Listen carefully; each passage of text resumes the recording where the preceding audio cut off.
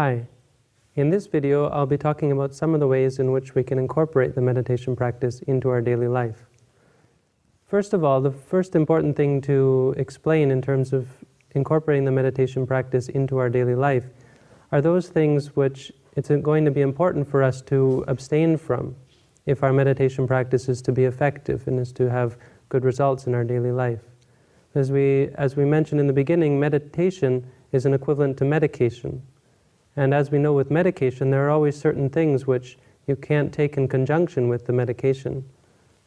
Some certain things which, when taken together with the medication, will cause the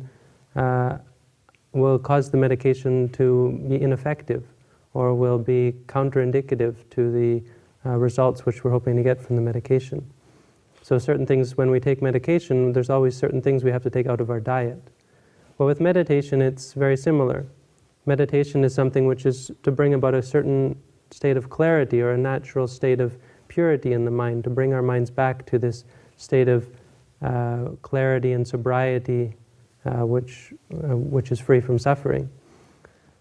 So then there are certain actions, certain things which we can do by way of body or by way of speech, which are going to be counterindicative, which are going to have the opposite effect, which are going to create a more clouded state of mind, which are going to bring about high states of anger, high states of addiction, high states of delusion, high states of clouded mind states. So these things we're going to have to take out of our diet, so to speak, if our meditation is to be effective. The first thing that we have to take out is not to kill. We have to make a promise to ourselves that we're not going to kill living beings, not to kill living ants or mosquitoes or any sort of living being which breathes and which is in and of itself doesn't wish to die.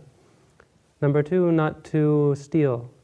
So if our meditation is to be effective, we have to be able to respect the possessions of other people and not to take things without permission. Number three, not to commit adultery or sexual misconduct, to get involved in romantic relationships or sexual conduct which is emotionally or spiritually damaging to other people. Number four, not to tell lies, not to deceive other people, or take them away from their reality. And number five, not to take drugs or alcohol. And these are not to take anything really which is going to be intoxicating for our minds, things which create states of insobriety, take us away from our natural, pure, clear state of mind. These things it's very important that we actually abstain from them completely if our meditation practice is to be successful. There are certain other things which can be undertaken, can be partaken of, but must be partaken of in moderation if our meditation is to be successful. These things are not unwholesome, but when taken in conjunction with the meditation, they reduce the effect. They take away from the clarity of the mind when taken out of moderation. These are things like, first of all, eating. We have to be careful not to eat too much. If we're always obsessed with food, this is one major addiction. It's something which creates sloth, which creates an unhealthy bodily state as well. It's something which is overall not conducive for meditation practice. This is overeating.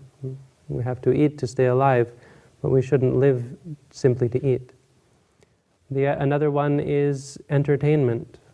Watching television, watching movies, listening to music, and so on. These are not unwholesome things, but when taken in excess, they create states of addiction and states of insobriety actually in the mind.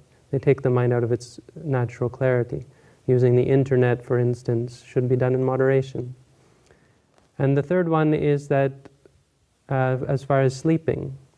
Now, sleeping can be one addiction that we often overlook, and we don't realize that actually we enjoy sleeping so much. And whenever problems arise, we always find ourselves going to take a nap or trying to sleep more. Some people actually become insomniac because they are so obsessed about their sleep. And we find that through the meditation practice, actually we need very little sleep. And a lack of sleep is not a real problem because our minds are so calm and so pure all the time. These are things which have to be taken in moderation. And altogether, these are things which we have to start to take out of our lives if the meditation is to be a successful part of our daily life. Now on to the question, how do we then incorporate the meditation directly into our daily life? And this we do in two ways. First of all, we focus on the body. Now the body in general, it's in one of the four major postures at all times. So either we're sitting, or we're standing, or we're walking, or we're lying down. And we can use these four postures as a sort of a very clear and very gross base for us to always find something to be mindful of, to create a clear thought. So when we're walking, instead of simply walking and letting our minds wander, we can say to ourselves, walking, walking, walking, walking. When we're standing, we can say standing, standing. When we sit, we can say sitting, sitting. When we lie down, lying, lying, lying. This is when we're not actually doing the meditation. We can undertake this practice at all times. Similarly, with minor movements of the body, when we bend, we can say bending. When we stretch, stretching. When we move the hand, moving. When we brush our teeth, brushing. When we eat food, chewing, chewing, and swallowing, swallowing, and so on. Any movement that we make in the body during the day, we can be mindful of. When we go to the washroom, when we take a shower, when we change our clothes, when we wash our clothes, whatever we do during the day, we can be mindful of that as well, creating a clear thought based on the movements of the body. This is the first way of incorporating the practice directly into our daily life. The second way is we can use the senses. So seeing, hearing, smelling, tasting, and feeling. Normally when we see something, we either enjoy it or we get upset by it. Well, now we're going to start to use it to create a clear thought, not to create a judging thought. When we see something, just to know that we're seeing. Say to ourselves, seeing, seeing, seeing. When we hear something, instead of listening and enjoying or getting angry and upset by it, we say to ourselves, hearing. When we smell, we can say smelling. When we taste, instead of enjoying it or getting repulsed by the taste, we can simply say to ourselves, tasting, tasting, and keep our mind clear.